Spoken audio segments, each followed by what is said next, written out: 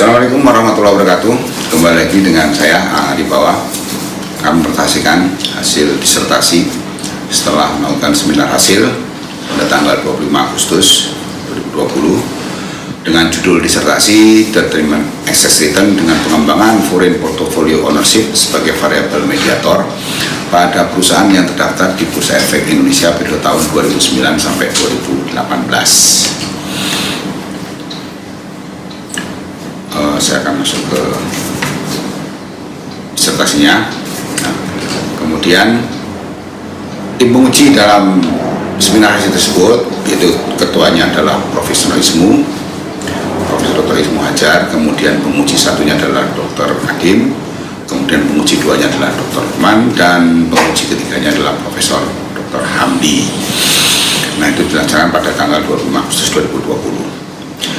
Atas masukan dan saran daripada tim penguji semua telah kami sarikan dalam bentuk tabulasi bahwa yang pertama, tim penguji pertama Dr. Kadim itu melakukan beberapa perbaikan terkait dengan masalah identifikasi yang kita sudah sesuaikan dengan saran daripada penguji. Itu kalimatnya dikonstruksikan menjadi suatu kalimat yang menjadi suatu pertanyaan sehingga akan menjadi terkonstruksi dalam susunan disertasi. Kemudian terkait dengan batasan masalah, memasukkan data penelitian itu terbatas pada yang selalu eksis, itu perlu dilimitasi dalam disertasi ini. Kemudian juga terkait dengan masalah poin pada variabel penelitian, istilahnya jangan menggunakan definisi tapi berubah menjadi, karena definisi itu harus ada di bab 1 bukan di bab 4. Nah, kita konstruksikan perbaikan sesuai dengan arahan daripada Dr. Kadim. Dan Dr. juga memberikan masukan terkait dengan masalah referensi yang harus semua ada dalam daftar pustaka. Kita sisir semuanya, semua rujukan atas penelitian ataupun buku, kita harus ada daftar pustakanya atau referensi dalam daftar pustaka. Kemudian dalam pembahasan ataupun hasil analisa itu tidak bisa menggunakan tingkat signifikasi yang bervariatif, yang seperti sebelumnya tulis 1%, 5%, 10%, tetap harus menggunakan satu single tingkat signifikansi, yaitu adalah sebesar 5%. Jadi nanti akan dibaca hasilnya berdasarkan pada tingkat signifikasi yang digunakan alfa sebesar 5%. Kemudian perbaikan pada literatur terkait dengan masalah kata pengantar, untuk perbaikan pada nama ketua yayasan itu sesuaikan dengan nama yang sebenarnya, itu Bapak Dr. Yupi Julius SDMM. Itu perbaikan daripada Dr. Kadim. Kemudian Dr. Lukman, penguji kedua, memberi masukan bahwa seperti Dr. Kadim sampaikan tadi, bahwa signifikasi level untuk alfa hasil penelitian itu digunakan satu tunggal, itu adalah 5%. Jangan menggunakan beberapa alfa hasil signifikasi penelitian. Yang selanjutnya juga terkait dengan masalah bab di variabel, itu yang diuraikan dalam konsep sebelumnya dalam seminar hasil, itu adalah merupakan konseptual narasi daripada konseptual variabel. Jadi dikonstruksikan ulang terkait dengan masalah variabel, yaitu adalah pertama adalah konseptual variabel, kemudian tabelnya itu adalah cukup dengan jenis data, sumber data tanpa dengan rumus, karena sudah dijelaskan dalam tabel operasional variabel. Kemudian yang cukup menarik dari saran dari Pak Lukman, yaitu dari hasil analisa bahwa dalam penelitian tersebut global risk terhadap foreign ownership itu tidak signifikan terhadap model tersebut. Nah, ini kan manakala dalam konstruksi model access return itu global risk sangat signifikan terhadap access return. Nah, ini perlu diuraikan karena ada perincian dalam hal penentuan global risk, baik dari modelnya yang foreign ownership maupun yang access return sama, tetapi di sisi lain foreign ownership tidak berpengaruh tapi di access return berpengaruh. Nah, ini cukup menarik bagaimana melihat karakteristik daripada investor asing melakukan investasi di Indonesia terkait portofolio yang ada di BI. Nah, ini perlu diuraikan di pembahasan karena sehubungan dengan ada indikasi suku bunga ataupun risiko unrisk atau bukan unrisk tapi adalah risiko yang zero risiko ataupun yang risk free, itu antara US sama Indonesia itu ada korelasi dari situ. Nah, perlu dibahas dalam pembahasan maupun pada kesimpulan. Nah, kita sudah konstruksikan dalam pembahasan maupun kesimpulan terkait dengan temuan bahwa Covaris itu ada perubahan dari tidak signifikan dalam model FO maupun kemudian berubah menjadi signifikan terhadap excess return.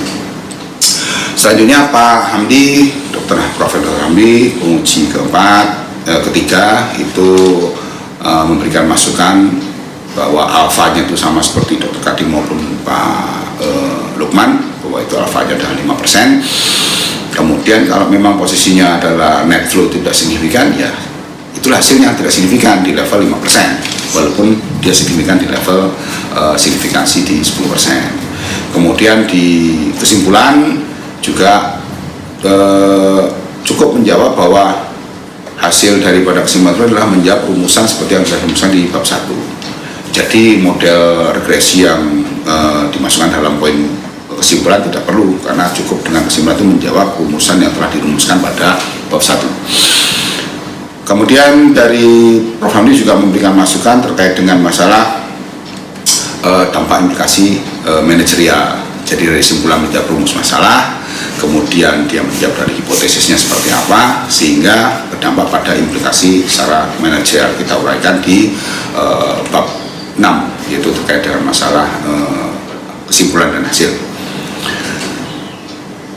Kemudian ditambah lagi terkait dengan masalah estimation hasil pembahasan pada estimation efek di sektoral. Nah, memberi masukan bahwa bukan berdampak pada besarannya setiap sektor, tapi itu adalah angka mutlak daripada estimasi tersebut, bisa berdampak negatif maupun berdampak secara positif. Nah, itu adalah sensitivitas daripada sektor terhadap model tersebut. Nah, nanti muncul kenapa sektor ini menjadi sangat tidak menarik ataupun memberikan efek yang kurang bagus, menjadi novelty, sehingga menjadi temuan ataupun saran daripada peneliti untuk bisa dimunculkan di kesimpulan maupun di abstrak. Kemudian ada tambahan lagi juga mungkin di akhir, bahwa investasi di emiten ini mungkin bersifat yang jangka pendek, bagaimana terhadap mungkin tambahan ataupun saran penelitian terhadap investasi asing untuk yang berjangka panjang seperti yang digambar 22 itu, karena ada gambar ataupun ilustrasi terhadap investasi di Indonesia, yaitu terhadap yang foreign investment, itu baik yang secara jangka pendek maupun jangka panjang berdasar pada risikonya, itu meliputi portofolio maupun dari investment. Selanjutnya ketua penguji ataupun penguji yang terakhir yaitu Pak Dr. Ismu Ajar itu melihat bahwa perlu adanya konsistensi dalam penulisan variabel foreign ownership, apakah sebut dengan intermediasi, apakah mediator, apakah moderator ataupun intervening, itu coba dikonsistensikan. Dan kita sudah merumuskan bahwa variabel FO itu adalah merupakan variabel mediator terhadap model yang nanti menjadi excess return. Kemudian novelty juga dituliskan dalam bab 5 dan 4, bab 5 dan 46, kemudian juga ada di abstrak. Kemudian saran-saran penentuan yang di lain disebutkan variabelnya apa, kira-kira membuka batasan ataupun misalnya untuk saran untuk penelitian lebih lanjut. Kemudian terkait dengan novelty daripada finansial, kalau itu untuk merekomendasikan ataupun memberikan saran pada kementerian terkait dengan pada aset tersebut, itu perlu dituliskan dalam implementasi secara manajerial. Nah, itulah masukan-masukan daripada tim penguji dari sidang seminar hasil. Yang selanjutnya dari model tersebut kita akan sampaikan di sidang tertutup disertasi ini, bahwa hasil penelitiannya secara ringkas dapat disampaikan sebagai berikut, bahwa model pertama yaitu terkait dengan pada foreign ownership dengan variabel independennya adalah net flow daripada asing, kemudian global risk, small minus big, high minus loss, dan win minus loss, itu diperoleh bahwa R square-nya persentase terhadap koefisien determinasinya adalah R square-nya sebesar 0,700952, kurang lebih 70,1%, berarti bisa menjelaskan independennya terhadap dependent variable-nya sebesar 70%. Dari model tersebut itu menjelaskan atas FO dengan setiap kontribusi di setiap variabel bahwa net flow itu adalah signifikan. Kemudian yang signifikan adalah small minus big itu juga signifikan. Nah, ini ada dua variabel yang signifikan, manakala yang flow baris, high minus loss dan win minus loss itu tidak signifikan. Jadi ada satu variabel eksternal yang berpengaruh terhadap flow relationship itu signifikan, kemudian variabel yang internal daripada emitter tersebut itu ada signifikan adalah small minus big. Selanjutnya untuk yang model daripada existence sendiri, di mana flow relationship sebagai mediatornya terhadap variabel independen yang sebelumnya menjadi berpengaruh pada variabel relationship, itu diperoleh koefisiennya adalah R square-nya adalah 0,76 atau 76%. Jadi ada peningkatan daripada R square dengan memasukkan foreign ownership sebagai variabel mediator. Dengan variabel yang berpengaruh adalah net flow tidak berpengaruh secara signifikan, yang berpengaruh adalah goal baris signifikan, kemudian foreign ownership sendiri itu signifikan terhadap excess return, kemudian high minus loss signifikan, dan win minus adalah signifikan. Nah, ini akan menjadi pembahasan selanjutnya terkait dengan masalah hasil ini. Untuk hasil yang sektoral, berbasis sektoral, bahwa berbasis pada sensitivitas daripada efek estimation dari model tersebut, sektor yang paling sensitif terhadap model ini pengaruh daripada investor asing adalah di sektor aneka industri dengan estimasi efek kurang lebih termin 0,10128. Dampak negatif sensitifnya apabila ada perubahan terhadap excess return, goal baris, net flow, high minus loss, foreign ownership maupun win minus loss. Nah, ini yang paling sensitif adalah di aneka industri. Jika berbasis pada average daripada ownership, yang paling dominan adalah di sektor pertambangan. Nanti kita akan bahas di pembahasan lebih lanjut. Dan yang berdasarkan pada excess return itu adalah di sektor properti, yang paling istilahnya menjadi rekomendasi bahwa itu adalah returnnya yang paling memberikan nilai yang maksimum bagi investor asing itu dari sektor properti dan real estate. Kalau pada kepemilikan, kecenderungannya adalah di sektor pertambangan. Nah, yang kurang menarik di sini adalah di sektor pertanian yang rata-rata adalah di bawah atau ranking daripada beberapa berbasis average yang kita hasilkan pada analisa sektoral. Nah, dari sini nanti di pembahasan akan kita ulas lagi terkait dengan masalah penelitian ini. Yang selanjutnya dari uraian hasil penelitian tersebut dapat disimpulkan bahwa menjawab daripada rumusan masalah pertama itu bahwa net flow itu berpengaruh signifikan terhadap foreign ownership dengan arah positif. Kemudian dan ini menjawab pada rumusan pertama, berarti ada pengaruh. Di rumusan kedua, goal baris itu tidak berpengaruh. Kita menguji situ bahwa seharusnya berpengaruh, tidak berpengaruh signifikan terhadap foreign ownership dengan arah positif. Kemudian rumusan yang ketiga yang berpengaruh adalah di return small minus big dengan arah negatif. Rumusan keempat, apakah itu high minus berpengaruh? Dijawab dalam modelnya tidak berpengaruh. Di rumusan kelima, bahwa variable return minus loss itu tidak berpengaruh terhadap FO. Dan secara bersama-sama bahwa variabel independent net flow, global risk, return small minus big, return high minus loss, dan return minus win minus loss itu berpengaruh terhadap FO. Itu secara signifikan berpengaruh dengan R square adalah 70,1%, dan variabel yang pengaruh FO adalah yang signifikan yaitu net flow dan return small minus big dengan kontribusi plus 1,67%, dan di return small minus big adalah min 1,39%. Selanjutnya Untuk simpulan yang kedua dengan model keseluruhan daripada sistem, menjawab rumusan ketujuh, net flow tidak berpengaruh secara signifikan terhadap model di sistem. Dan di masalah ke-8, bahwa pergerakan daripada global risk, nah ini berpengaruh. Tadi waktu di FO dia tidak berpengaruh, tetapi di SSM secara berpengaruh. Dan rumusan ke-9 yang itu berpengaruh adalah di foreign ownership itu sendiri berpengaruh dengan arah positif. Kemudian rumusan 10, apakah pengaruh return small minus terhadap asset return itu dijawab tidak berpengaruh dalam model ini. Dan di rumusan 11 terhadap variable high minus loss itu berpengaruh secara signifikan dengan arah positif terhadap asset. Ke masalah ke-12 itu adalah win minus loss juga berpengaruh secara signifikan dengan arah positif terhadap asset return. Dan masalahnya rumusan masalah ke-13 secara bersama-sama variabel independen yang berupa net flow, global risk, return minus weak, kemudian return high minus low dan return win minus loss serta foreign ownership sendiri sebagai mediator itu berpengaruh signifikan dengan R-square-nya adalah 76,101%. Variabel pengaruh adalah yang tadi adalah foreign ownership sendiri, global risk, return high minus loss dan return small minus peak.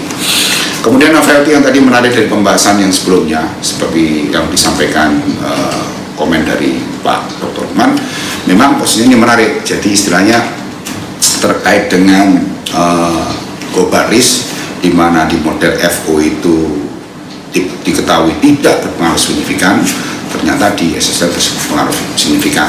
Nah ini kalau kita lihat dari rumus global risk itu adalah return daripada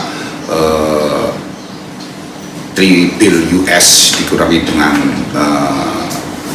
SPI-nya di US, ya SPI-nya di US, itu dibanding dengan return di market.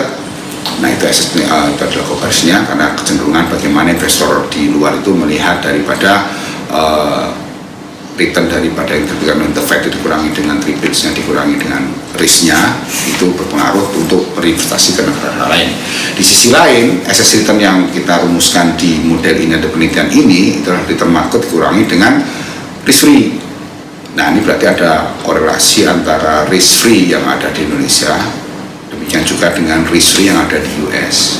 Nah ini mungkin menjadi signifikan karena memang ada pergerakan yang secara itu berpengaruh secara signifikan dan ada korelasi, mungkin bisa jadi ada movement antara risk free yang ada di US maupun risk free yang di Indonesia. Nah ini menarik untuk penelitian berlanjut terkait dengan penelitian bahwa global risk itu juga berpengaruh dari penentuan risk free yang baik di the Fed maupun di BI di kita di Bank Indonesia, sehingga akan mengaruhi investasi di negara di Indonesia.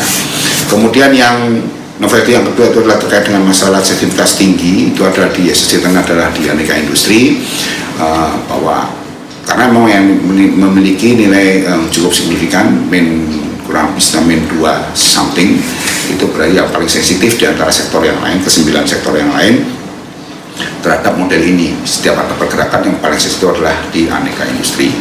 Kemudian dari segi kepemilikan ownership maupun dari jumlah asset return, itu yang cukup menarik diminati asing adalah di sektor pertambangan dan real estate. Kenapa? Karena memang posisi pertambangan ini karakteristik daripada usaha di sini itu memang memiliki added value yang cukup tinggi. Seperti kita ketahui bahwa usaha di pertambangan di Indonesia masih cenderung menghasilkan hasil raw material yang added value-nya itu cukup tinggi, karena belum ada pengolahan smelter mengolah menjadi produk end, produk yang bisa dipasarkan secara konsumen menjadi produk yang jadi. Demikian juga untuk yang real estate karena memang karakter daripada properti di sini memiliki nilai yang relatif stable dibandingkan dengan lebih tahan daripada risk beberapa yang berpengaruh seperti contohnya inflasi ataupun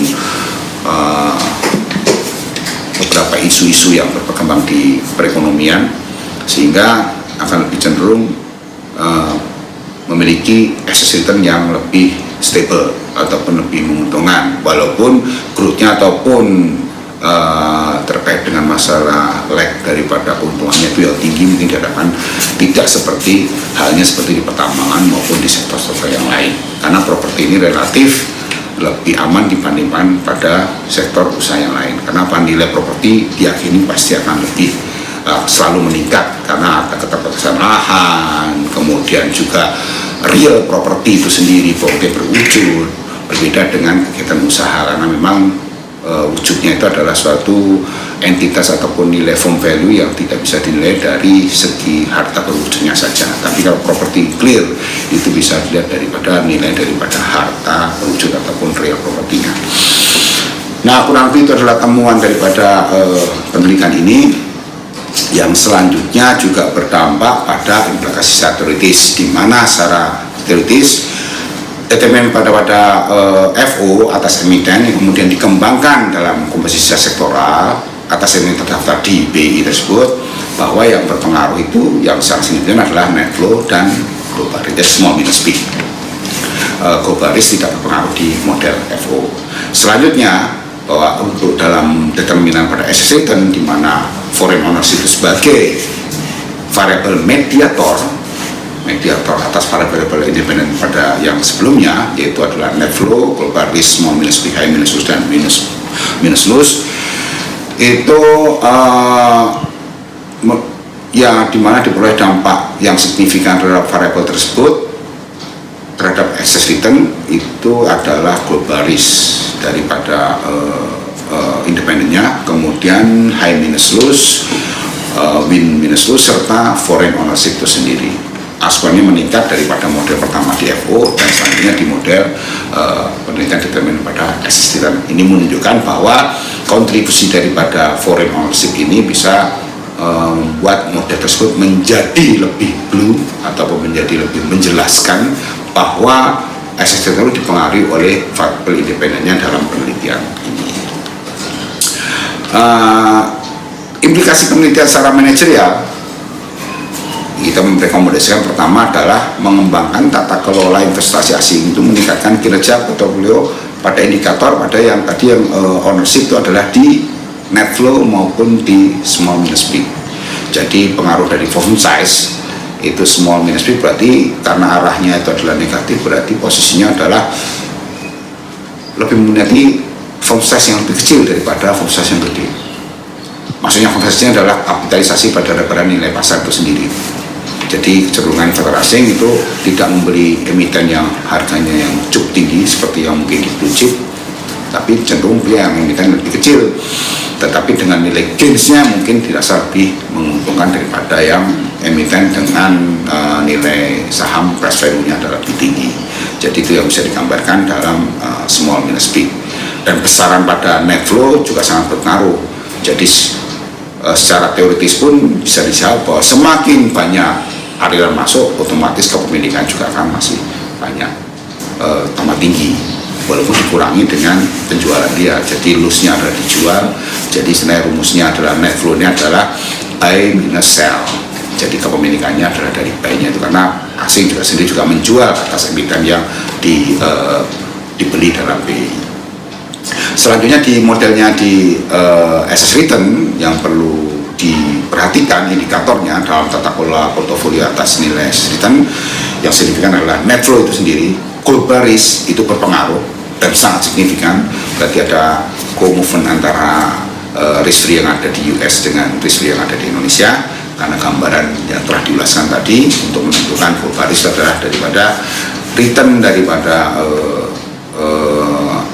safe rate dikurangi dengan return daripada market yang ada di US maupun di Indonesia. Selanjutnya juga yang berpengaruh indikator variabelnya yaitu adalah high minus loss dan win minus loss. Sedangkan tadi yang small minus peak justru tidak berpengaruh. Jadi terkait dengan firm size tidak pengaruh, justru malah dengan high minus loss di sini adalah dari return daripada book to value-nya. Jadi tidak melihat besaran firm size-nya, tapi dari nilai daripada book to value-nya. Jadi istilahnya dibandingkan antara nilainya ya kapitalisasi marketnya, nilai buku dibanding nilai pasar itu lebih rendah, dan yang nilai kapitalisasi pasarnya dibandingkan nilai bukunya yang tinggi itu memberikan dampak terhadap excess return untuk menjadi klaster pemilihan portofolio oleh asing. Kalau win versus jelas karena mana yang emiten-emiten yang loser dan mana yang winner itu akan pengaruh terhadap excess return. Semakin banyak yang memilih pada win, otomatis akan berdampak positif terhadap excess return model itu sendiri. Selanjutnya terhadap manajerial juga selain dari model itu sendiri, itu juga kita menemukan temuan secara manajerial itu menciptakan stabilitas melalui kebijakan yang efektif untuk menjaga kinerja daripada return terutama sektor yang implikasinya positif dan pergerakan variabel masing-masing. Itu terutama di sektor properti yang telah diulas sebelumnya, itu properti maupun di real estate, karena dia yang berdampak positif dari segi excess return-nya maupun dari kepemilikan asingnya. Kalau tadi dari estimasi efeknya itu adalah berdampak negatif memang karena posisinya adalah nilai mutlaknya itu adalah di aneka industri, tapi secara yang berdampak yang positif, implikasi positifnya adalah di properti maupun di pertambangan. Kemudian selain untuk menjaga stabilitas juga memberikan insentif yang mengembangkan ketertarikan asing yang kurang begitu dicermati. Contohnya adalah di sektor pertanian. Memang sektor pertanian ini menjadi bukan dikatakan kurang menarik, tapi karena mungkin belum ada gambaran di investor untuk bisa menginvestasikan menjadi lebih bagus di sektor pertanian. Kenapa? Karena memang di sektor pertanian di sini memerlukan proses kegiatannya itu cukup waktu yang cukup panjang, dan kemudian end produknya itu kecenderungannya hasil pertanian ini tidak memiliki added value seperti pertambangan. Walaupun di Indonesia dikenal sebagai negara karis, tapi untuk sektor pertanian kurang menarik, ataupun dari model penelitian yang kami sajikan di sini memang hasilnya kurang menarik dari minat daripada investor asing, karena dibutuhkan apa, estimasinya juga rendah, kepemilikan juga cukup rendah, dan juga memberikan return excess return juga paling rendah daripada sektor yang lain. Nah, ini perlu ada kebijakan. Mungkin dari sini adalah tidak hanya kecenderungan yang menjadi dominan yang menjadi emiten di bursa terkait dengan sektor pertanian adalah dominasinya adalah di perkebunan kelapa sawit dan karet. Mungkin dari yang jenis pertanian yang lain, yang bisa agrikultur yang lain yang bisa menarik ataupun mengembangkan atau menjadi daya tarik di pengembangan investasi. Contoh misalnya kopi gitu kan, ataupun bentuk yang rempah yang mungkin yang dari dulunya zaman Belanda itu adalah menjajah Indonesia adalah dengan hasil pertanian, kita katakan di situ. Yang menjadi kendala di sini apa, mungkin terkait dengan masalah legalitas ataupun masalah perizinan, birokrasi untuk berusaha dan segala macam, mungkin menjadi perhatian daripada pemerintah khususnya di Kementerian Pertanian untuk bisa meningkatkan ataupun menjadi daya tarik investor asing untuk bisa menginvestasikan di sektor pertanian. Itu informasi material. Kemudian selanjutnya terkait dengan masalah keterbatasan dari penelitian ini, memang jelas pasti sangat terbatas karena kita batasi dengan batas materai di bab pertama. Yang pertama, mungkin kita bisa menyampaikan bahwa dalam variabel yang dipengaruhi masalah foreign ownership dan foreign ownership itu sendiri yang kita melimitasi bahwa variabelnya itu meliputi net flow, baris, high minus low, sama small minus peak. Mungkin variabel lain bisa akan pengaruh. Contohnya seperti growth dari GDP Indonesia itu sendiri, kemudian tingkat suku bunga perbankan ataupun nilai tukar rupiah, ataupun mungkin perubahan nilai daripada emas, yaitu harga emas per troy ounce-nya itu akan berpengaruh. Itu juga akan berpengaruh pada bagaimana karakter asing untuk bisa memiliki saham emiten yang ada di Indonesia. Kemudian terhadap excess return sendiri juga ada variabel lain selain berpengaruh, selain pada yang disebutkan dalam penelitian ini, seperti contohnya adalah nilai tukar rupiah di kursnya, kemudian tingkat inflasi yang ada di Indonesia, kemudian juga tingkat pertumbuhan growth yang ada di Indonesia. Itu juga berpengaruh pada excess return untuk menjadi ketertarikan asing untuk berinvestasi di Indonesia. Kemudian terkait dengan masa penentuan FO sebagai variabel mediator juga bisa jadi variabel lain menjadi mediator. Cuma dalam ini karena keterbatasan penelitian terkait dengan masalah foreign ownership di Indonesia, literaturnya juga cukup sangat minim. Di peneliti sendiri juga belum bisa menentukan variabel apa sebagai mediator terkait dengan excess return selain pada variabel foreign ownership. Kemudian keterbatasan lagi itu terkait dengan masalah penelitian, yaitu durasinya 10 tahun, mungkin bisa dikembangkan apakah itu bisa tahunan ataupun mungkin di bulanan dengan tetap assessing daripada setiap emiten, ataupun durasinya dipanjangkan, apalagi dengan pandemi ini bisa ada lag antara sebelum pandemi dan setelah pandemi, nanti diperpanjang bisa sampai 15 tahun, ataupun dengan durasi tidak data tahunan tapi bulanan, itu akan lebih menarik ataupun mengembangkan dalam penelitian ini. Selanjutnya saran penelitiannya yaitu mengembangkan penelitian ini, mengingat referensi di Indonesia itu sangat masih terbatas, makanya peneliti juga mengharapkan beberapa penelitian untuk bisa mengembangkan dari penelitian yang telah dilakukan oleh para peneliti di disertasi ini. Kemudian dalam menyusun model, dikembangkan variabel yang terkait dengan emiten yang lebih luas lagi, jadi istilahnya walaupun ini semua sektoral, tetapi nanti juga bisa dikembangkan dalam bentuk durasi yang lebih panjang. Kemudian terkait dengan masalah melakukan investasi, karena terkait dengan emiten itu hanya sebagai landasan, merupakan landasan fundamental, juga perlu ada melihat kerangka dari makroekonomi. Jadi makro terkait dengan faktor-faktor yang berpengaruh terhadap makro ini, contohnya seperti shocknya itu berupa inflasi, pertumbuhan ekonomi, tingkat kurs di perbandingan rupiah dengan dolar dan segala macam menjadi variabel dalam model ini akan menjadi lebih bagus. Itu menjadi pengembangan saran untuk penelitian selanjutnya. Dan masukan dari Pak Profesor Hamdi bahwa emiten adalah untuk jangka pendek, rata-rata untuk investasinya bisa jadi akan dimix ataupun membuat penelitian bagaimana terhadap yang jangka panjang seperti loan, debt itu kan jangka panjang, tidak seperti dalam emiten. Untuk yang asing karakternya seperti apa dan dengan menggunakan variabel juga bisa, dan itu belum ada penelitian yang sejauh ini yang diteliti oleh peneliti, itu referensinya belum ada. Akan cukup menarik terkait dengan long term investment oleh asing dengan variabel-variabel yang bisa mempengaruhi daripada long tersebut dengan konsumsi seperti ini, karena ini adalah emiten dengan jangka pendek. Itulah yang bisa disampaikan dalam presentasi kami terkait dengan masa disertasi ini setelah pembahasan di seminar hasil. Terima kasih masukan daripada dosen pembimbing maupun dosen penguji, yaitu dari Ketua Penguji Profesor Dr. Ismu, kemudian penguji pertama itu ada di Pak Dr. Kadim, penguji kedua Pak Dr. Ruman, dan penguji ketiga itu adalah promotor kami, yaitu adalah Profesor Dr. Hamdi. Nah, masukannya cukup sangat bagus sekali, dan saya bisa memahami alur daripada disertasi ini sehingga terbentuk disertasi yang menyambung dari bab 1 sampai dengan referensi di daftar pustaka, sehingga terbentuklah seperti alur air mengalir dan benang antara dari bab 1 sampai di bab terakhir termasuk referensinya. Masukan bagus sekali dari Dr. Lukman terkait dengan masalah globalisasi yang tidak berpengaruh di FO, manakala akan berpengaruh pada sistem, itu menjadi bahan penelitian lebih lanjut yang sangat menarik untuk dibahas terkait dengan masalah suku bunga ataupun kebijakan daripada Bank Indonesia maupun The Fed terkait dengan masalah penentuan globalisasi yang berpengaruh di Indonesia. Kurang lebihnya mohon maaf. Terima kasih atas bimbingannya pada promotor dan promotor, dan juga para penguji yang telah menemukan saran perbaikan.